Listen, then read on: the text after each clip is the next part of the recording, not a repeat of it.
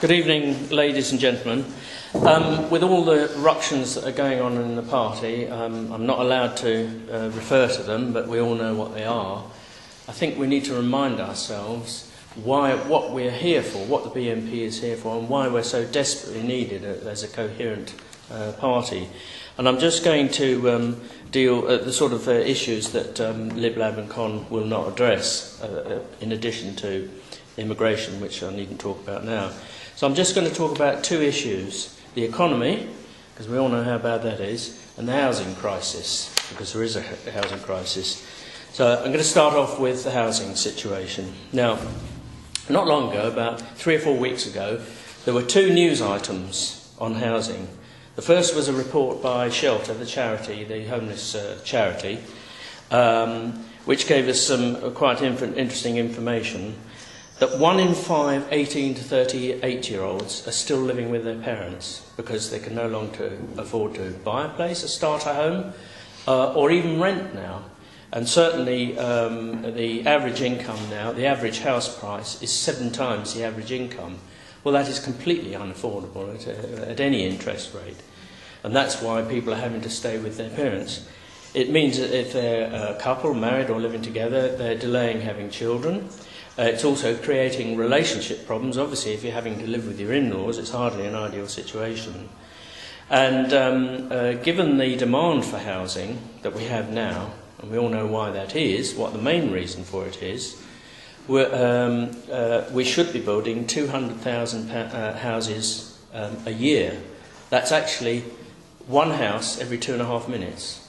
That's to deal with the demand that we've got out there now for housing. It's so bad.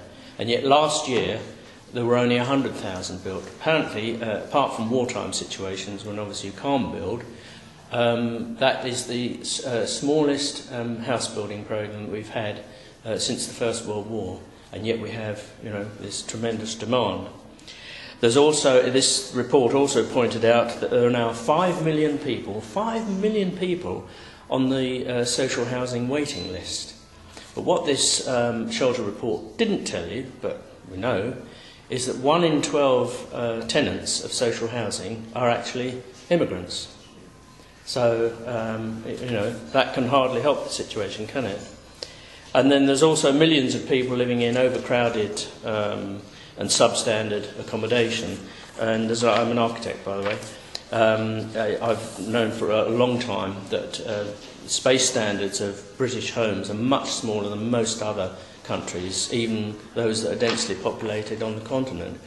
In fact, it's 1/3 of the space standards of the average Australian home. So we're living in rabbit hutches already, and they're getting smaller and smaller simply because of economics situation. So that was one report that came out that week. And it's in the same week the Financial Services Authority released the fact that 300,000 people had converted from repayment mortgages to interest-only mortgages so that their monthly premiums came down. But of course that means you're never paying off the capital. It's like renting a house, really, isn't it? And I thought that was a staggering figure. And then that week, I often listen to the Today programme. By 9 o'clock it usually has got me wound up. But I listened to the Today programme, the discussion on these two things. And we heard the usual pontification from so-called experts, financial experts, political experts. And the conclusion that the two that were talking there came to was that, we're just not building enough houses.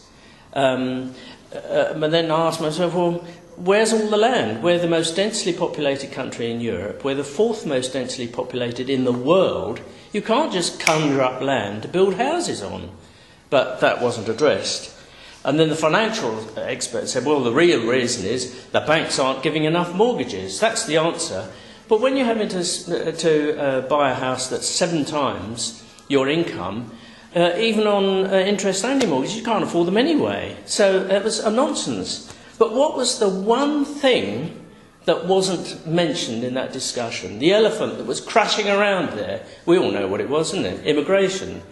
Now, the new houses that are required now, about 85% are required for immigrants or their descendants. 85%.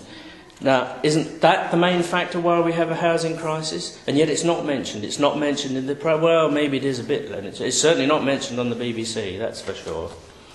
And so it made me think, you know that famous Basil Fawlty sketch, Fawlty Towers, when he was hit on the head with a frying pan, and he'd got some German guests, and he said, "Don't mention the war, don't mention the war. I let it slip, but I don't think they noticed. And all you've got to do is substitute war for immigration. It's like that. Don't mention immigration, and they won't notice it. They won't notice it. Well, maybe some people don't notice it, but I think an awful lot do. But when you have 3 million plus people coming to this country, which is what's happened in the last 10 years, they've got to be housed somewhere. So that's obviously the situation.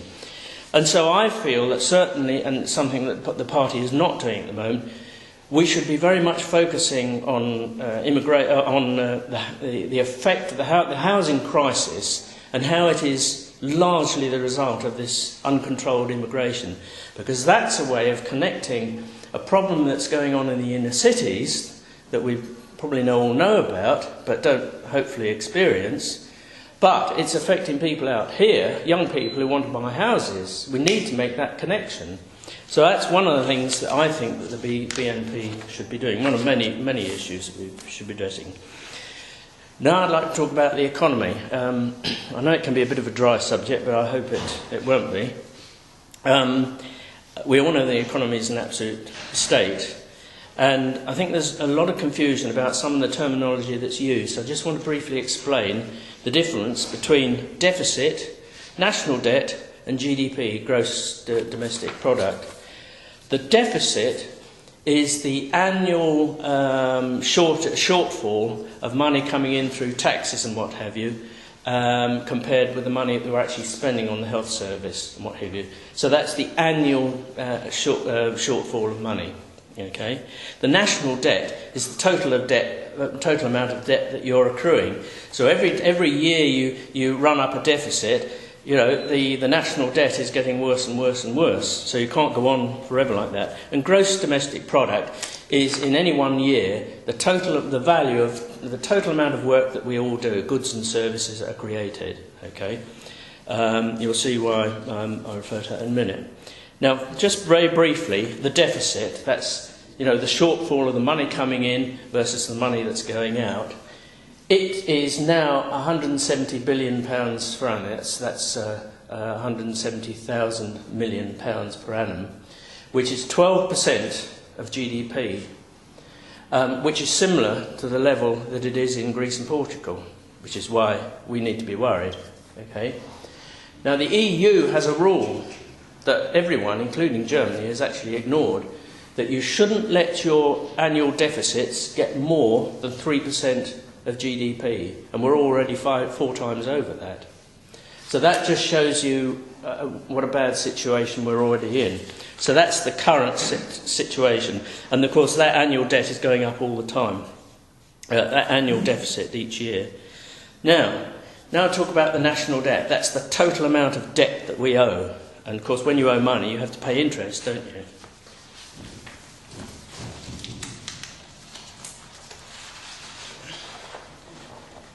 Right. This is what it was up till last year. Now the EU says that your total amount of debt that you ever have should never be more than 60% of GDP. Otherwise, you know, it's creating instability. And Gordon Brown quite rightly said, well, he will never let it go above 40%. Okay. And however, that's the present GDP. That is now the official government debt. That's what the government says that we owe, debt, okay? And that comes to already 63% of GDP. So we're already over the maximum that EU suggests, and we're already well over the 40% that Gordon Brown always, you know, he always said, I'm prudent, and he would never let it go above 40%. Well, it's already 63% and rising. But what this doesn't include are other liabilities. So we need to add to these the cost of the underfunded public sector pensions. Is anyone a public sector worker here? Just seen a no? And really, there's a great debate going on this now. We're going to have a strike in 2 days' time because they want to carry on the way they are. Okay, but that's what we owe. It's not a debt yet. It's a liability that will happen if they don't change the present pension rules. Okay. You then need to add to that the local government pension deficit. This isn't quite as bad as the civil service, but it's still £53 billion. Okay? Then you need to add to that the unfunded, completely unfunded state pensions. Now, as it happens, I'm getting my first ever state pension today, my first payment, so I was 65 4 weeks ago. So I'm contributing to this now, but for 40 years I've paid my dues, but I haven't paid into a fund set up for me by the government.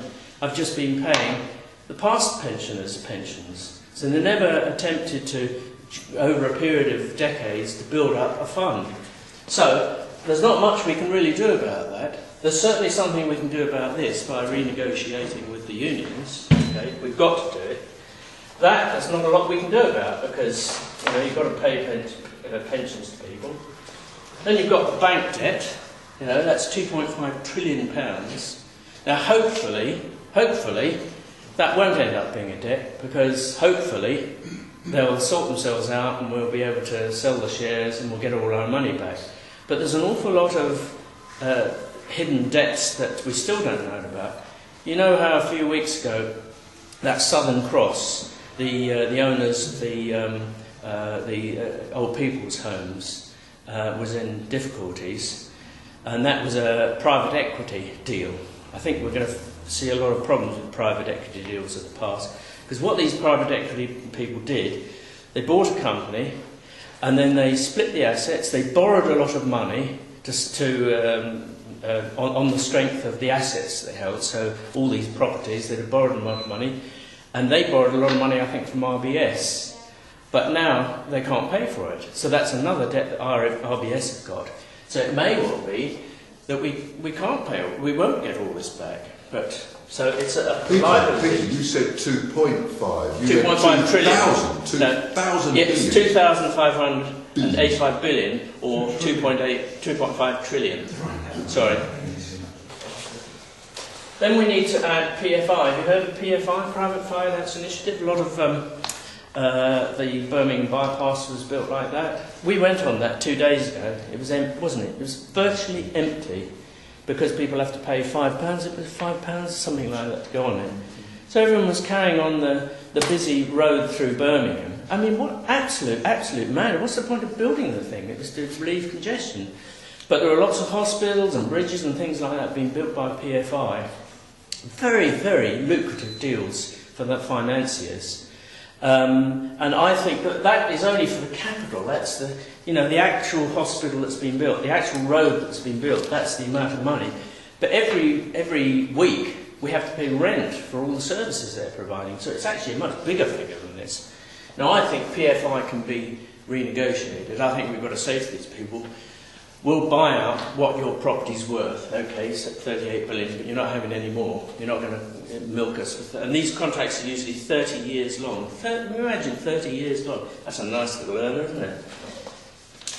Then we've got Network Rail. That's to debt of 23 billion, okay, and rising. About 2.5 billion a year. Nuclear decommissioning, we've got to do that, so we can't save on that. That's £45 billion. These are huge amounts of money. It's, 45,000 million. And then other debts, sundry debts, another 39 billion. And that total comes to £7.8 trillion. £7.8 trillion. As I say, they're not all debts yet, but if we don't deal with these things, they will be debts. And that is 560% of GDP. Now, it's the highest it has ever been is about 250% after the Napoleonic Wars. And it was about the same after the Second World War, about 240, 250%. And after the First World War, it was only about 180%.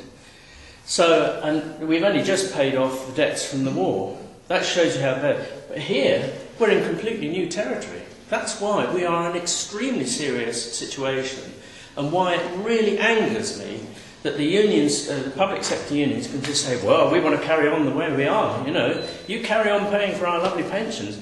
I haven't got a lovely pension.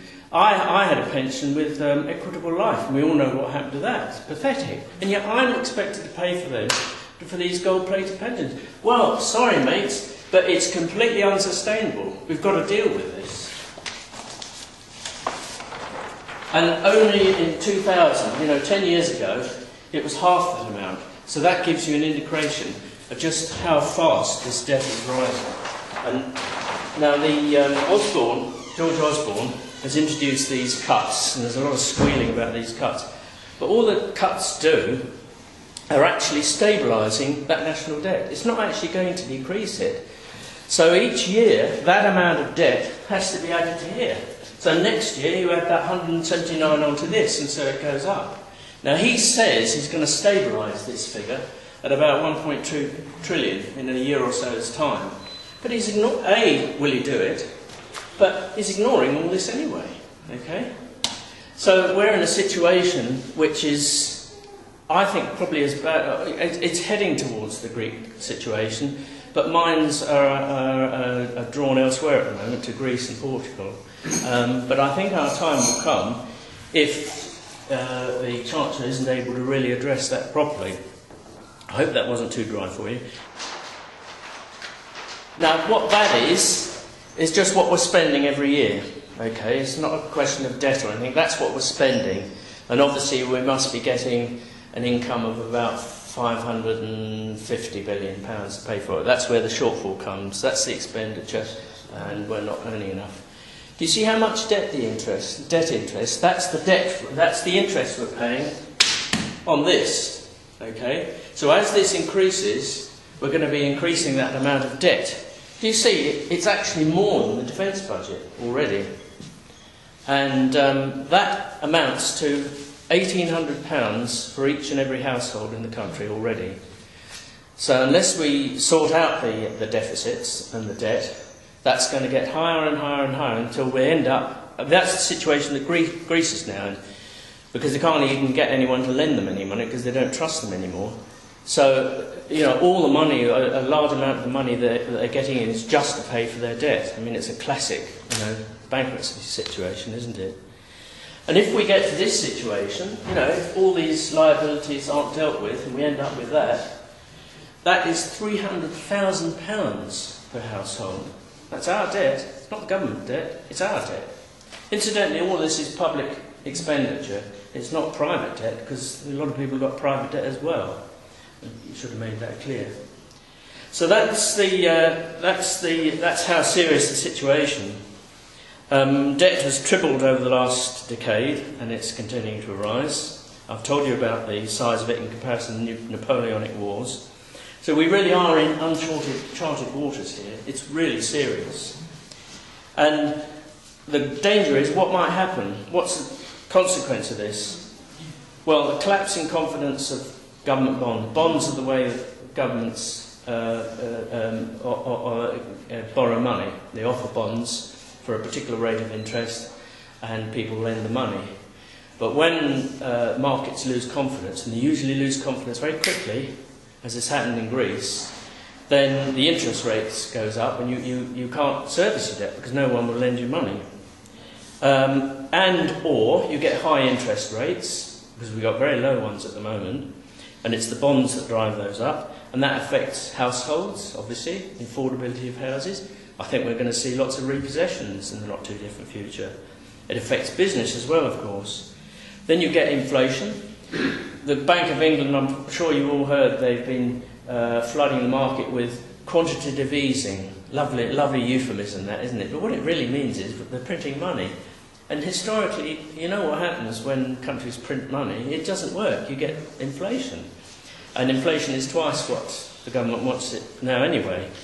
So I think they're probably going to have to increase the interest rates to stop that. You can get currency collapse. Well, the pound has declined 25% in the last 2 or 3 years, which is actually a good thing, because it was always overvalued. Because the economy was run for the interest of the finance industry, for whom a high value pound is worthwhile, it's the last thing you want for our manufacturing industry, which has been decimated, absolutely decimated. Not just over Labour, but really going back several decades, so you can blame the Tories for that as well. And then probably the most serious thing for us personally is that apparently 40% of these government bonds to service that debt are held by insurance companies and pension funds. Our pension, if you've got a private pension, 40% of those bonds are money that you have lent them. And then the other 35% are foreign investors. And we all know who they are now, don't we? The Chinese and what have you. So, action. Well, there are lots of things that need to be done that aren't just financial in this country. I think dealing with the manufacturing decline, we've got to reverse that. It's probably the most important thing. And even people like Vince Cable are now finally recognising that, but, decades after they should have done. But the main thing is this public sector pensions unfunded. That has got to be addressed. It needs to be brought down to zero. So either they've got to pay more or they're going to get less or whatever, but that has got to be made to zero, because otherwise all of us are going to have to pay for it in the end. That's probably the main thing.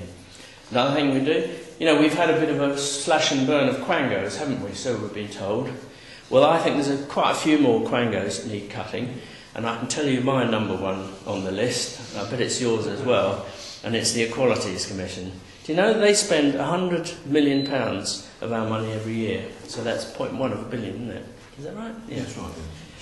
So we can make a start there. And I can tell you this, if I was king then, when I'm king then, Mr Phillips, my namesake, will not be getting a pension. I'll even pass an Act of Parliament to say that that man and all the fellow travellers that have caused such social mayhem, they won't get a pension. Right? As well as losing their job, of course. They can actually do... That man actually has mainly done Quango-type jobs. You find a lot of these key chairmen and chair ladies of Quangos, that's been their whole life. They've been in local government, they've moved to one Quango to another, getting pay rises all the time, getting increases in their final salary pensions all the time. Okay? So we can cut that out. We need to cut out consumption, so that's on the expenditure thing. But in my view, what we mustn't do is cut out capital investment, particularly on infrastructure. Our infrastructure in this country is just diabolical, and I would say in particular the railways certainly need it, but more so the roads are in a far worse state. We need to spend much more on our infrastructure. At least that sort of money, even if we have to borrow to do those sort of things, we get a return from it.